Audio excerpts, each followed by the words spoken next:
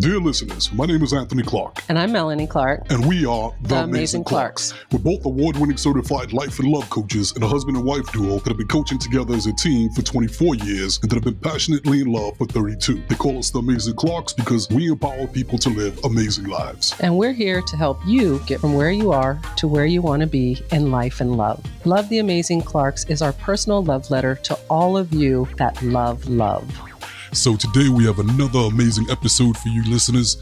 And today's topic is, give it to him, Melanie. What to do during your waiting season while you are waiting for your person. That sounds like a good one. Yeah. That's going to be good. It's good. It's going to be fun. Yeah, and of course, this is for you singles out there that are like, what do I do? What do I do? Don't worry, we got you. We know it's hard for you. We know what you're going through, and we're here to bring you some relief and some guidance. Yes. But before we jump into that, what we want to do is catch up with the Clarks. So, baby, what's new that you want to share with the listeners? I've had an amazing week.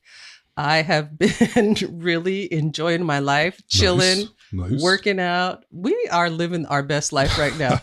We were talking to the kids the other day and they're like, you guys are like retired and we're still working, but it is like we're semi-retired, right? Yes. We are just kind of going with the flow. We have a very easy but productive schedule. So I've been doing that.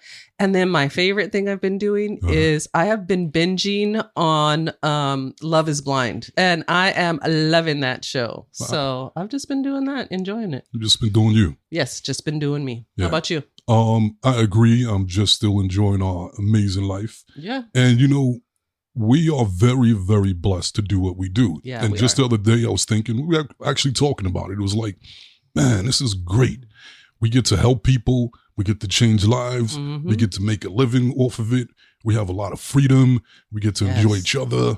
I just love it. We're very, very blessed. And sometimes it's easy to take it for granted. Yeah. You know, because it's the norm. But I love when we take the time to stop and just to reflect and just be aware of how fortunate we are. We could be stuck at some 9 to 5 at a job that we hate. We're doing what we want to do. Yeah. You know, we're manifesting. We manifested this. We manifested our life. We manifested our life. Years ago, I was telling a client yesterday, it all started with us just wanting to be able to have coffee in bed together every day. Like that was the goal.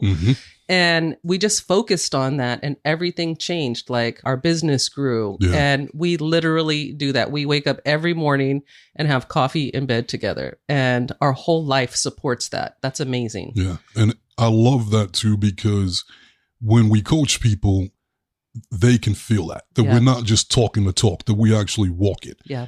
And that helps them to buy in. And we're not teaching by, ideology. We're teaching by example. Yeah.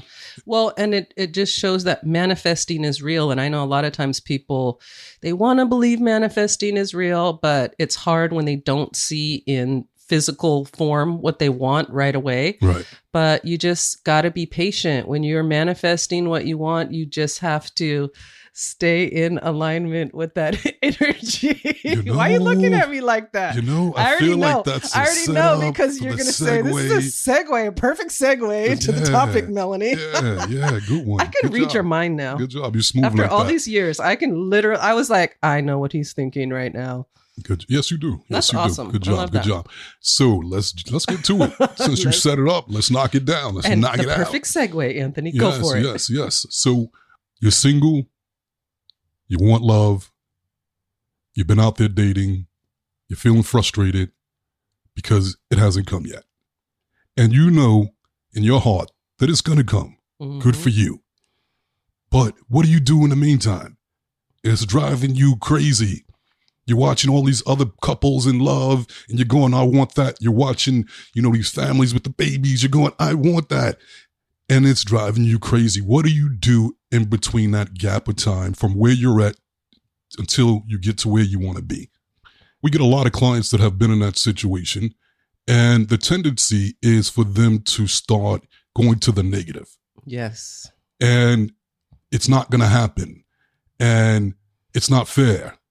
And getting out of alignment with dating. And I hate dating. The truth is, the more that you do that, the less that it makes you a match to what it is that you want to attract. And actually, you push what you want further away from you. And so there lies the struggle. And then even with the positive talk, people tell you, just hang in there, you're going to get it, you're going to get it. But then there's always that little voice in the back of your head that goes, liar. It may not ever happen. And then you're back thinking about it from the negative mindset. And so one of the recommendations that I have is that basically it works like this. When you stop noticing the lack of it, that's when it's going to show up. Mm-hmm. And in this time, while you're waiting for it to happen, because everything has a gestation period, I recommend that you start being in the moment and focusing on gratitude and appreciation and feeling good. Because if you have that great relationship, once you have that great partner, how are you going to feel? You're going to feel amazing. You're going to feel happy. You're going to feel upbeat. So the key isn't to wait until you meet that person and then start feeling like that. The key is for you to start feeling like that now. Don't wait. When you create that frequency, when you tap into that mindset, then it makes you a match to that thing that you want, and you're going to attract it faster. And if you're in the moment and you're living your best life, and people always say like, I'm going to live my best life when I find my partner. And it's like actually the opposite. It's once you live your best life, that's when you attract your partner. And if you're living your best life now, appreciating the things around you now, feeling satisfied with what you have now, then you're not going to notice the lack of that love because you're already experiencing it. You're experiencing it in your environment, you're experiencing it in your life and within yourself. And so the more you do that, the faster that you'll attract your ideal partner. Yeah, I agree. Another huge one that you should be doing during your waiting season is falling in love with the idea of, I'm going to say the opposite sex or same sex, whatever your preference is. If you want a partner, you got to think about, for women, you got to fall in love with men.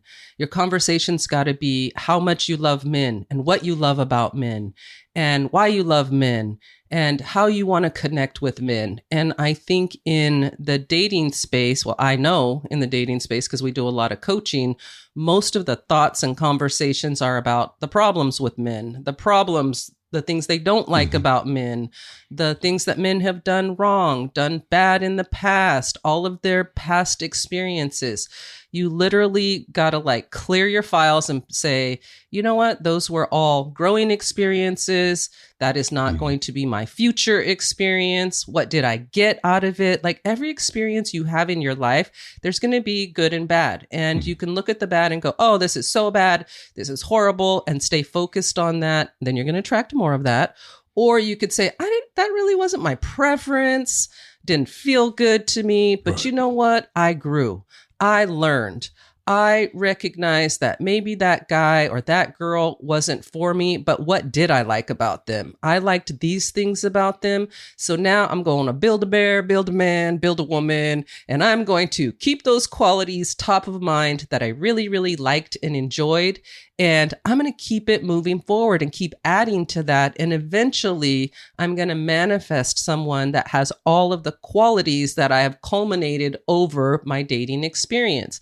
I tell all my clients dating is about discovery. And I think people go into dating like an interview, right? Are you the one? Are you the one? Are you the one? You should be discovering who people are and be excited to discover who they are.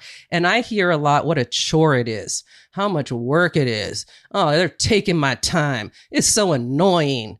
Well, if you're married, they're going to be taking your time and they're going to be annoying. So get used to that. Embrace that. Be like, I want my annoying person. I want my person I wake up to that sometimes I feel joy. Sometimes I feel annoyed. You're going to feel all the feels. And so trying to control it and make sure that it's only, you know, a perfect person is going to hold you hostage. So I would say embracing it all and really realizing that marriage and love encompasses it all too. It's not just one piece of the puzzle. Exactly. Sorry, I babbled a little bit. You can take it from there. You can babble as much as you want to babble, Thank baby. you. And so I agree with you. And also I would add for you listeners, is that this is the time for you to start figuring out your preferences. When you're dating people, a lot of people just date to go, okay, it's like a numbers game. But dating is a golden opportunity to get more of what you want to Mm-hmm. attract in the future. Mm-hmm. And so each person that you date is going to be unique. So me, for example, when I was dating, I knew that I was going to eventually find love. I knew I was going to find my soulmate. That was a no-brainer. But for me, it was like in between now and then, not only do I want to work on being the best me possible and trying to expand and be the best potential partner as I could be, but I also wanted to get clear on what it is that I wanted in a partner in order to sustain a long-term happy marriage. And in my first marriage, my criteria was that, you know what, she was pretty and she had a vagina. And it was like, okay, good enough. And she had her own place. Basics. Yeah. And so I learned really early on that that's not enough to build or sustain a long, loving marriage. And so after that marriage failed, I realized, like, okay, my first wife, she was pretty, but she wasn't deep. Mm-hmm. And it made me realize I'm a deep guy. I love deep conversations. I want a woman with depth. Right. And so I put that on my list. Like, okay, I need that. And this is the Build-A-Bear, the Build-A-Chick, the Build-A-Man, the Build-A-Woman thing that you were talking about. Right. So it was like, okay, in my ideal woman, she needs to be really deep. And then I started dating. And it was like, okay, this one's a great cook, but she's not funny. She has no sense of humor. Mm-hmm. Okay, I need someone that's a great cook and that has a sense of humor. And so I gathered my preferences from dating. And then, okay, now I know what I want in my ideal partner. And so when I meet that person, I'll be able to immediately identify her because I know what I'm looking for. It's not a crapshoot. I know what I need because I put in the work. Right. And then when I met you, it was like, wait a minute. She has that. Check. She has this. Check, check. And I went through my checklist and you checked mostly all of the boxes. Now, did you check all of them? Mm-hmm. No. Right. But over the overwhelming majority, you did. And then it was like the rest of the things that weren't there, that could be built over time in the relationship. And that's what the relationship building part is. Right. And so if you get a partner that has everything on your list, you're killing it. But if you can get most of what you want on that list, you're still killing it. Yeah. You know, I want to talk a little bit about that checklist thing. I want to make sure that you guys realize you should have connection, reciprocal connection at the top of your list. Because what I see happening with a lot of couples is they check the boxes of the list, but the connection piece is missing. Mm-hmm. And it doesn't matter if all those boxes check and you don't feel a connection with someone. Eventually, it's going to make you feel insecure. You're going to be chasing. You're going to be begging. And that sucks. Yeah. The whole joy of love and marriage and being with someone is that connection. And so the way that you find that connection, the way that you experience that connection is through vulnerability from relating to each other. And I find that people dating are holding back, right? They're waiting. They're like, I'm not going to be vulnerable and open with these people I'm dating until they do this or that, or I find this, or I see that. What you're looking for could be there, but because you're not being vulnerable, they're not being vulnerable, and just the representatives are showing up, and there's so much more under there. Right. And so allowing yourself to be vulnerable when you're on a date and talking to someone, you're going to get to the good, yummy stuff a lot faster, and then you'll know if there's a connection. If there's not a connection, you don't take that personally, and they don't need to take it personally. Just be like, oh, this is not it. It's not a match. Like, that is my number one saying. Look at it like I'm looking for a match, a fit. And if someone's not a match, you don't have to walk away from it like, oh, this sucks. Oh, it's not happening. It's just not a match. Keep going, keep meeting people until you feel that connection and there's a match. You know, it's like when you're with women, when you buy shoes. Yeah. And you like that cute pair of shoes and all other women in the store, but you don't really want to say the true size that you wear. And you lie about your shoe size. Right. And then you get a pair of shoes that you wear that don't fit and they hurt. Yep. And eventually you realize it wasn't worth it. It was, you want to be comfortable. Yes. And so the key is to just be honest about what your shoe size is, about who you are. Because in the marriage, it ain't about looking cute It's about being comfortable and Mm-hmm. enjoying and feeling good. And the right fit. And the right fit. That's Mm-hmm. right. And so be honest about who you are. And I learned that in dating where I was me. And I realized don't hold yes, back. you were. And it was like what you see is what you're going to get. And Yep. some people ran away screaming. Yeah. But that was okay because they weren't the match for me. But they knew who I was. And that's why I was able to attract you, because you knew who I was when you met me. Yes. I wasn't hiding anything. Yeah. And you were like, I like that. Mm-hmm. Not I want to change that. Yeah. It was like, I like that. I've been looking for Yes. that. And you were like that with me as well. You weren't a fixer-upper, Anthony. I Right. didn't need to fix you up. You know, you have to be vulnerable. Be who you are. It's not about impressing somebody. It's about finding someone that's the right match for you. And I wanted someone that was just as crazy about me as I was about them. Yes. And I met a lot of women that were crazy about me, but they were cool, but I wasn't crazy about them. And it was like, Yeah. no, that's not a good fit. I want someone that's going to see that I'm amazing. Just like I could look at them and go, wow, you're amazing. And they're going to look back at me and think the same thing. So that's what I wanted. Yeah. And that's what I got. So overall, what we're saying is that if you're waiting, then I wouldn't recommend it. If you're waiting, there's so much work, there's so much growth, there's so many things that you can be doing And and experiencing, expanding and growing that you're not going to notice the lack of a partner if you're doing it that way. I compare it to like planting seeds, and you're enjoying the process of planting seeds. And when you least expect it, you're going to turn around one day and there's going to be this huge forest behind you. And you're going to be like, whoa, look at that. I didn't even notice it. Why didn't you notice it? Because you were enjoying the process, the journey of the seed planting. And that's how it works in dating. And we did the same thing. Absolutely. We were planting our seeds, having fun planting seeds, and we knew that they're going to grow when the time is right. And when we turned around, it was like, wow, Yeah. there it goes. I also want to add, like, just you're right. You're planting seeds, but live your life. You shouldn't be waiting. You should be living. You should be enjoying tomorrow. You should be enjoying your friends, your family. If you can travel, read books, do all the things that you are not going to have time to do when you are married and you have a house full of kids. You should be soaking it up, living your best life right now. And when you're living your best life, you're radiating that energy.